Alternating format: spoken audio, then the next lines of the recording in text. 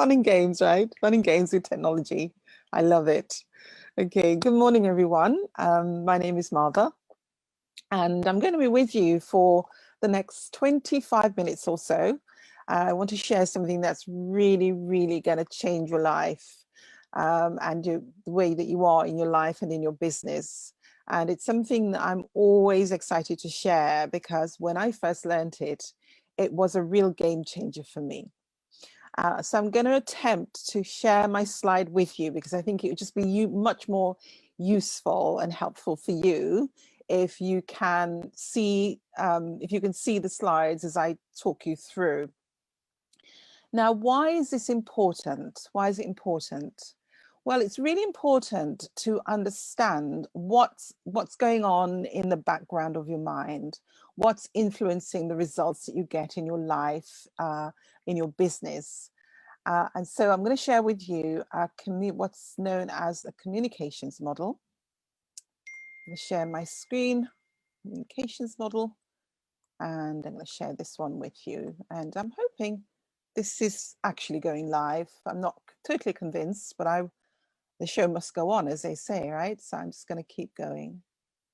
So I'm going to share this with you, and I'm going to just talk you through. And it might be quite a lot to take on all at once, but what I would say is the video will be here in the group. You can always go in and rewatch it. Yeah, here we go. So the communications model. And this is to do with, a lot of this to do with the neuroscience of how our minds work, how we communicate. And if we can get an understanding or a better understanding of what we are doing, how our behavior is really affecting our results and what is causing our behavior, that is a big step in the right direction. I'm sure you'd agree with that, right? Because if you don't know what the problem is, it's very difficult to start to solve it, start to address it. So let me introduce you to the communications model. So this outline is obviously represents you, me, and everybody, every other human being on this planet, and any of them that are not on this planet. But this represents you. So we communicate using our five senses, right? I'm sure you agree. So what we see, what we hear, what we taste, our touch, and smell, right? We all communicate that way. And it's not something that we do consciously, it's something that's constantly running in the background. And that's what I mean by what's running in the background. These are things that we do, and we do them subconsciously. It's happening whether we're conscious of it or not. So we communicate, we're aware of our world around us through our five senses, through what we see, what we hear, what we taste, what we touch, and what we smell. And so we call that's what's going on the outside. So for example, so we're going through, in the UK, we're heading into a month at least of lockdown, right? Now, those are things that are outside of ourselves. These are things that decisions being made by people who are able to make those decisions, and that's imposed upon us. So how much control do you have over that? Not a hell of a lot, right? The only thing that you've got control over is how you respond to what's coming in from the outside, right? So how you're responding to what you're seeing, what you're hearing, what you're tasting, how you feel, and smells as well. Right. So the information comes in from the outside through our senses. It's known as first access. Now, what happens is when the information comes in, because there is so much information that's going on all the time, things that you're not necessarily aware of, the mind would really, really struggle to manage all of that information, right? So let me give you an example. So have a think about your left shoulder right now. I'm using my left shoulder because I'm aware that I've got a bit of a pain in my left shoulder. So just bring your attention for a moment to your left shoulder. How does your left shoulder feel? Is it comfortable? Are there any tensions in your left shoulders, in your left shoulder? Okay, let's move to your knee now. Your right knee. How does your right knee feel? Is your right knee comfortable?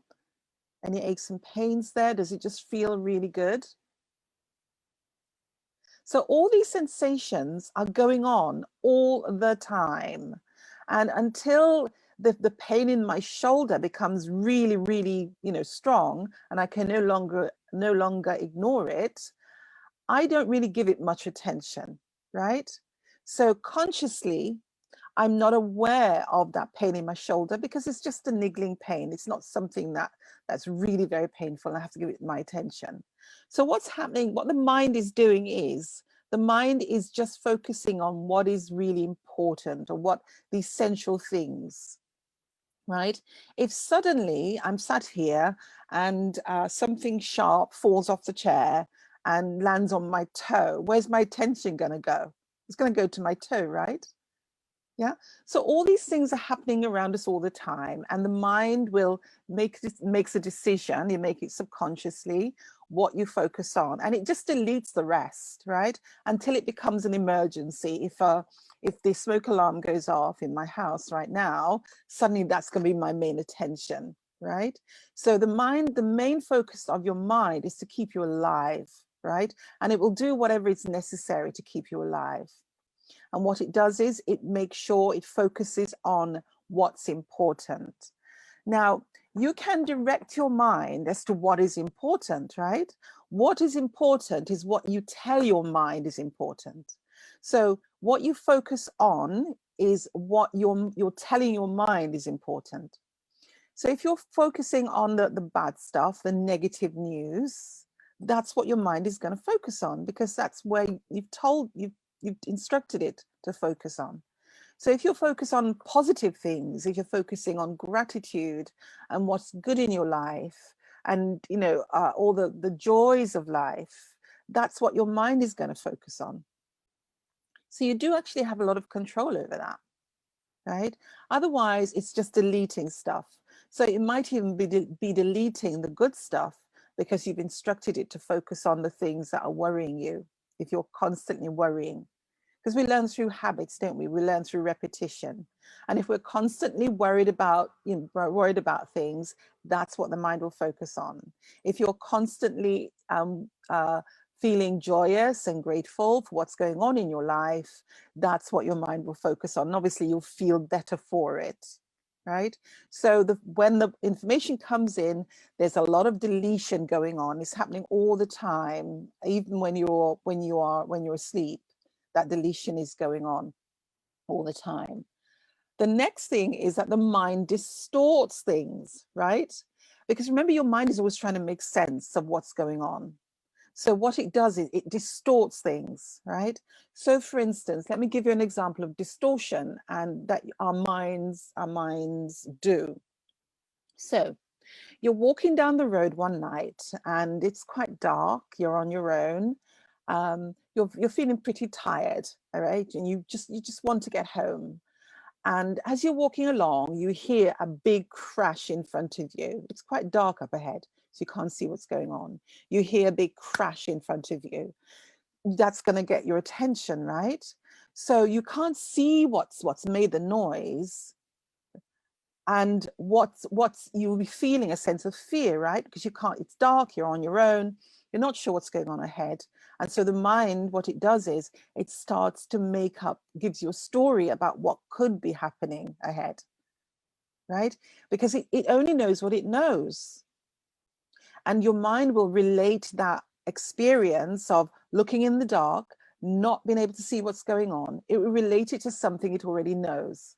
So it might be a horror movie you've seen, right? Where there's a tension, the music, and there's darkness, and there's flashing lights, and there's sort of sounds that you can't make sense of. Our minds will distort the situation because it's trying to make sense. It's trying to understand what is that. And so it tells you that you're in danger. When it's not able to make sense of what's going on, it treats it as a threat. And so what happens is it prepares the body to escape, right? So you go into fight, flight, or freeze mode. So have a think about, how do you respond to uncertainties in your life when you can't quite see what the results are going to be? How do you respond to that?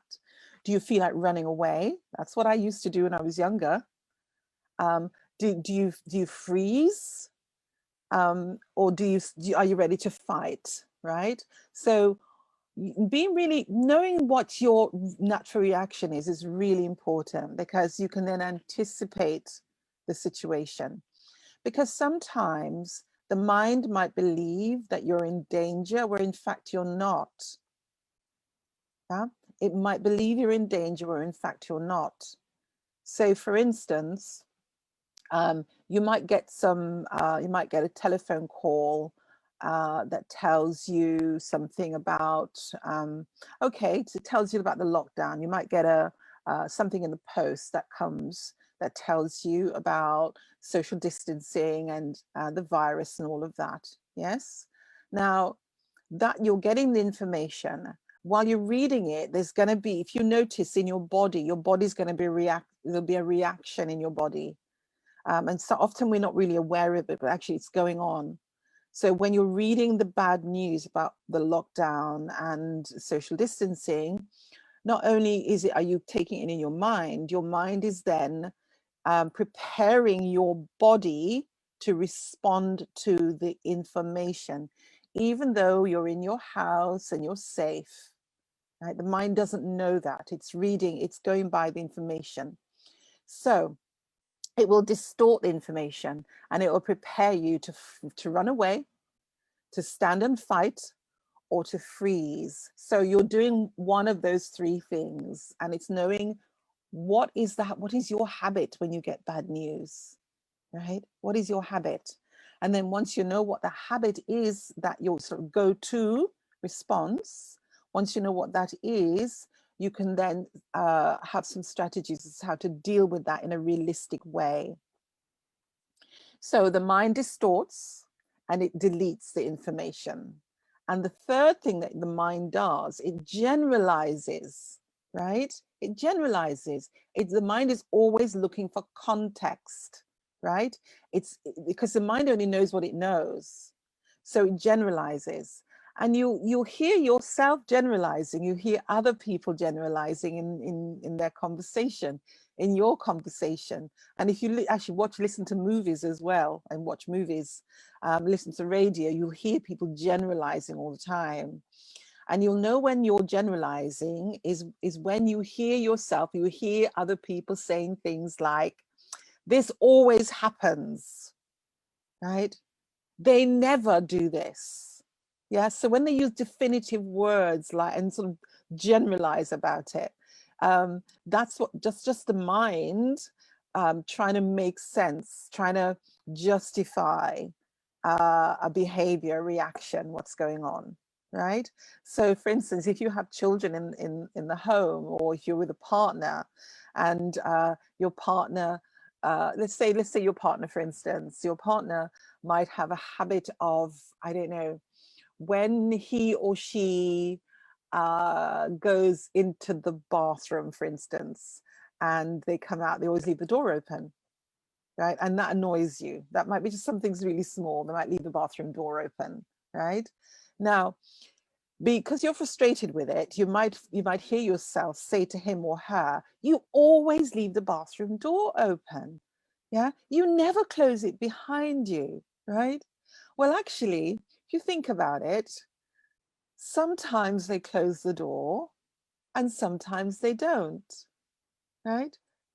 But instead of us, and this is how arguments start, right? Because it can be seen as an attack, a criticism, right? And so it's not really your fault that you're doing this. But now that you know you're doing it, maybe you want to sort of rein that back in and change the way that you approach situations like that. Because when we generalize, we tend to put people's backs up. Yeah. Because actually, I don't always leave the door open. Sometimes I do, and sometimes I don't. So how could you rephrase that in a way where the person doesn't feel as if they're being criticized, right? This is a cause of a lot of arguments in relationships. So this is something that if you can get your head around it and learn how to avoid how you can avoid generalizing, it could save your relationship. Also, this generalize is going also in with your self chatter, the voice in your head that's telling you that you're never successful at something that you've tried, something that you've maybe had a go at and it didn't quite work out the first time. Now the mind doesn't want you to fail, so it will discourage you from having another go. So it will tell you that, you know, you're never very good at that. You've never been very good at that, right? And that's going to stop you. That's going to put doubts. You're going to feel doubtful of yourself. And so you might not go ahead and do that thing that you really want to do, even though it might not have worked out the first time. Bearing in mind that when you did it the first time, you will have learned something from that experience. And so when you have another go at it, it's unlikely that you're going to make the same mistakes again, right? Well, it's unlikely if you're aware, if you take time and reflect on, well, yeah, no, it's okay. So it didn't go the way that I wanted it to, but what did go right? Right? So the mind deletes, it distorts, and it generalizes. And so when you know that's what's going on, you can now do something about it. Now I'm going to just go through these quite quickly because there's a lot of information in the next part. So as the information's coming in, you delete, distort, and you generalize, and it affects the decisions that you make, right? Because you're not getting sometimes you're not getting the whole picture. Yeah. So it's going to affect what you delete, and what comes through will affect the decision that you make, right? It will affect the memories that you have as well, because the mind will always gravitate towards what it's familiar with.